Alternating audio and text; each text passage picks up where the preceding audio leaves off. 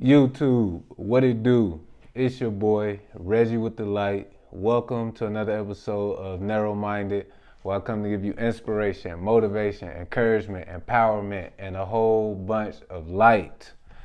Today's episode is going to be about black men being too cool for mental health, right? And the reason why I want to bring up this topic and this subject, because I believe that, as a black man, we don't take mental health serious. We don't think mental health is a priority, and we don't understand the ramifications of mental health. And we don't really realize that without good mental health, we it will be very difficult for us to manifest the type of lives that we want to live. It will be very difficult for us to have good relationships with our families, good relationships with our children, good relationships with our women, even good relationships with ourselves. Mental health is very serious. If you can't get your mind right, you're not going to be able to get anything else right, because it all starts in your mind.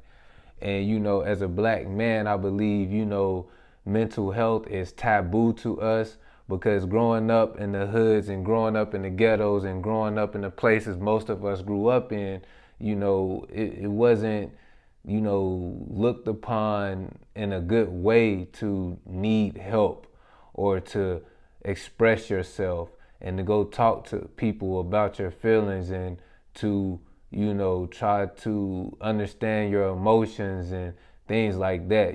That wasn't like nobody in your family or anybody that helped raise you. That just wasn't what they taught black men.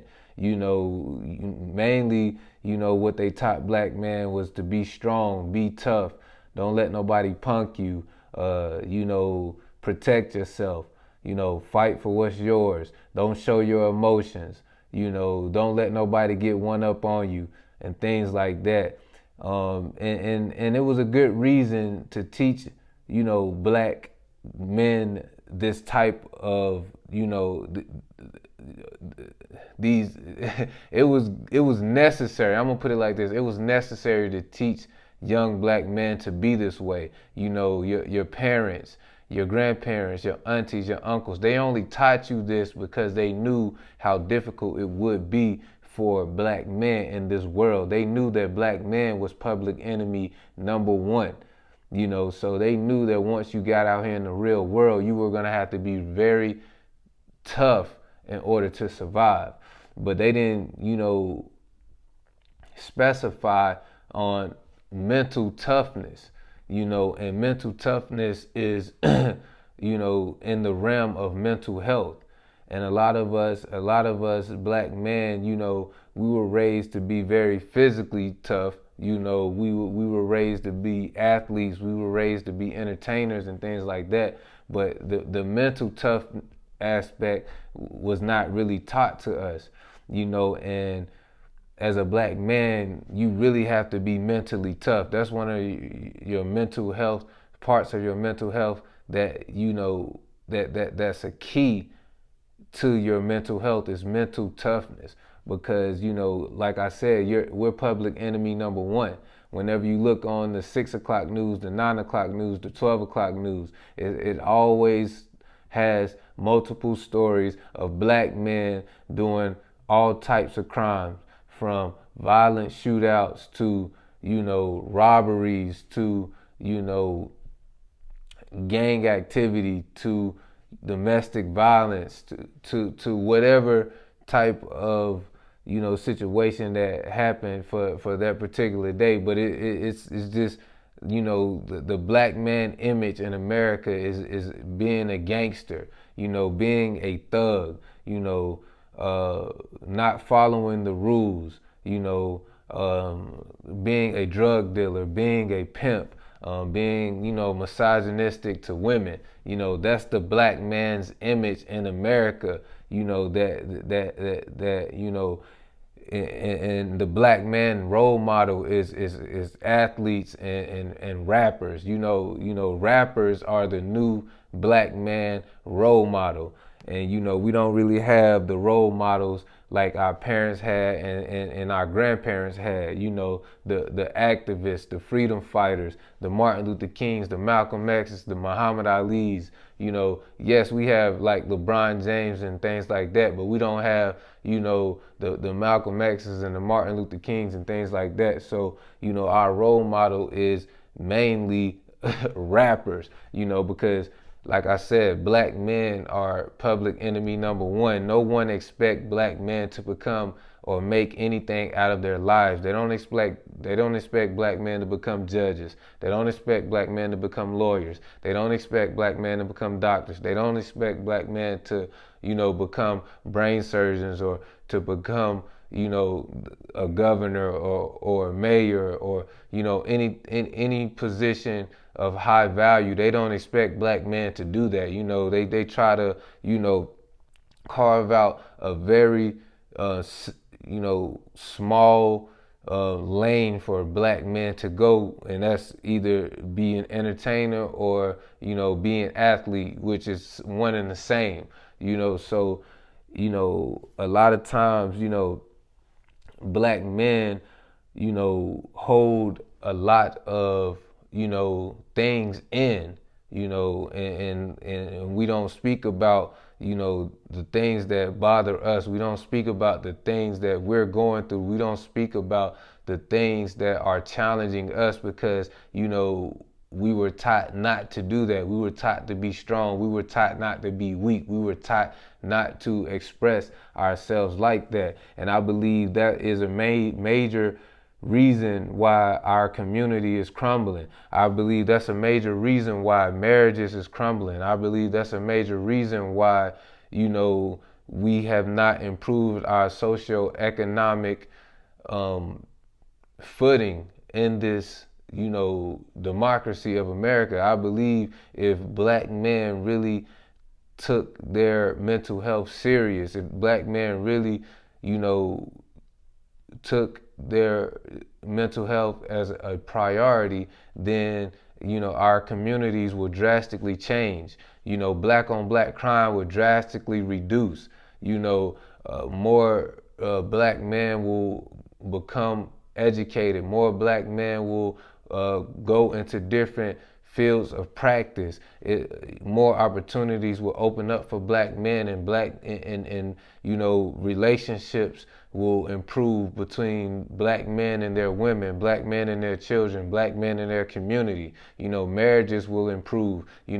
Parenting will improve. I just feel like, if black men really wanted to improve themselves, the first thing to start with is your mental health. Because I'm a black man, I know what it was like to be taught in high school that you come from a lineage of slaves and you guys were hung on trees, you were bitten by dogs, your women were sold, you were beaten, you used to work in the fields for free. That attacks your self-esteem. That attacks the man inside of you when you realize, some of the things and some of the atrocities that happen to your ancestors and your people. And they don't teach you what happened before slavery. They only teach you what happened at the point of slavery and after that. And they only teach you about in America. They don't teach you about Africa. They don't teach you about where you're from, and you don't even know where you're from. So, as a black man, a lot of people wonder why black kids and black boys and black men don't do good in school. It's because those are the things that they're teaching a black man, that he didn't have no power and he couldn't save his family and he couldn't save his woman and he couldn't save his children. He was forced to do things against his will and against his power and things like that. So at an early age, they're working and screwing up your mental health, so and being public enemy number one, you have to your mental health has to really be strong, because that's the only way that's going to keep you from breaking down. You understand what I'm saying? You got to be strong enough to block out all of the naysayers. You got to be strong enough to not allow these what do I call it? These what do they call it? These prejudices and these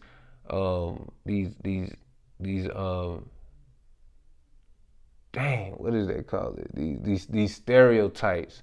You got to not allow these things to come into manifestations. You got to have your mental health got to be strong enough and got to be healthy enough to not allow other people to project what they think about you, and allow that to become a reality of your life, or allow that to manifest. A lot of us call our kids bad, like, man, we got some bad, them kids bad, or, those kids are bad. And, it's all about power in the tongue, so, when it comes to black men, I really believe that, the reason why black men do not value other black men it's a lot of reasons, but one of the major reasons is fatherless homes.